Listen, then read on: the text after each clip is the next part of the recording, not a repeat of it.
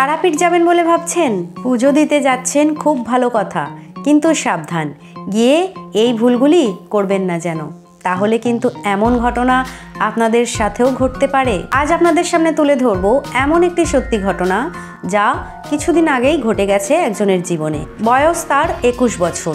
কিছুদিন আগে তারাপীঠে পুজো দিতে গিয়েছিল পুরো পরিবারের সাথে এবং রীতিমতো আনন্দেই ছিল। স্বাভাবিক ব্যাপার, পরিবারের সাথে পীঠস্থানে পুজো দিতে গেছে, আনন্দে থাকবে, এটাই তো স্বাভাবিক। যেদিন পৌঁছেছিল সেদিন দুপুরবেলা সে ঘুরতে গিয়েছিল মহাশ্মশানে। শ্মশানে সে ঘুরছিল চুল খোলা অবস্থাতেই।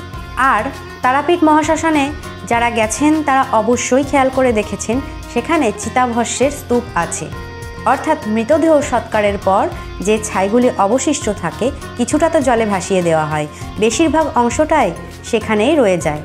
বড় বড় স্তূপাকৃতি পাহাড়ের মতন তৈরি হয়েছে সেই ছাইগুলির থেকে, এবং সে সেখানে ভিডিও করতে করতে সেই স্তূপ করে রাখা ছাইয়ের ওপর জুতো পরেই ধীরে ধীরে কিছুটা উঠে যায়। তারপর হোটেলে ফিরে আসে, খাওয়া দাওয়া করে ঘুমিয়ে পড়ে এবং পরদিন সকালে স্নান সেরে মায়ের মন্দিরের উদ্দেশ্যে পুজো দিতে যায়। পূজা সম্পন্ন হয়, মায়ের দর্শন করে, রীতিমতো ফিরে এসে দুপুরে খাওয়া দাওয়া করেছিল এবং পরদিন তাদের ফেরার কথা। কিন্তু সেদিন রাত থেকেই তার শরীর খারাপ হতে শুরু করে।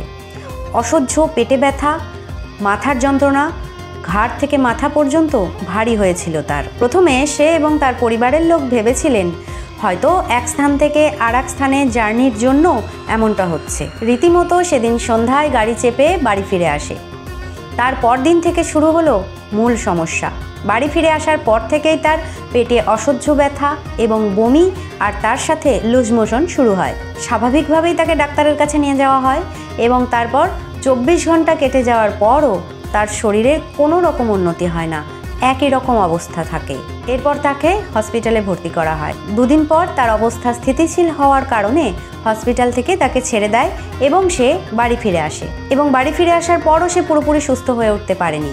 কিছু খেলেই তার বমি হয়ে যেত, আর ঘাড় মাথা সব সময় যেন মনে হতো ভার হয়ে আছে। এভাবে সে দিনের পর দিন দুর্বল হয়ে পড়ে। যখন সে রাতে ঘুমাতে যেত তখন অদ্ভুতভাবে ফিল করত যেন তার মাথার কাছে কেউ দাঁড়িয়ে আছে। আবার যখন সে দেখার জন্য ঘুরে তাকাতো তখন নিমেষের মধ্যে কিছু যেন একটা তার পায়ের কাছে চলে যেত। তখন দেখতো পায়ের কাছে কিছু যেন একটা দাঁড়িয়ে আছে। সে ছাড়া তার পরিবারের অন্য কেউ এমনটা ফিল করতে পারতো না বা দেখতেও পারতো না। তবে বাড়ির সদস্যরা এটা ঠিক বুঝতে পেরেছিলেন যে তার কিছু তো একটা হয়েছে, কারণ দিন দিন সে কেমন দুর্বল হয়ে পড়ছে ও তার শরীর যেন কেমন শুকিয়ে যাচ্ছে। তাই আর দেরি না করে তার পরিবারের লোকজন তাকে একজন পুরোহিত মশাইয়ের কাছে নিয়ে যান। তিনি ছিলেন তারাপীঠের পুরোহিত।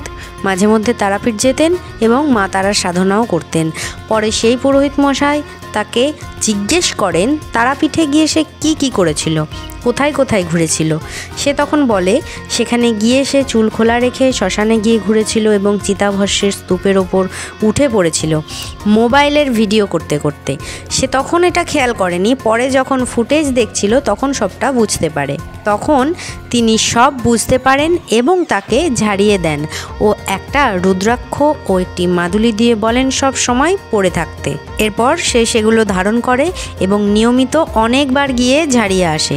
ধীরে ধীরে সে সুস্থ হয়ে ওঠে। আর রিসেন্টলি এই ভিডিও ফুটেজগুলি সমেত তার অভিজ্ঞতার কথা সে আমার সাথে শেয়ার করে। তবে এখন সে সম্পূর্ণ সুস্থ এবং আমাদের মাধ্যমে এটা সকলকে জানাতে বলেছে যে তারাপীঠ গিয়ে যেন কেউ চুল খুলে রেখে শ্মশানে না ঘোরে এবং চিতাভস্মে পা না দেয়।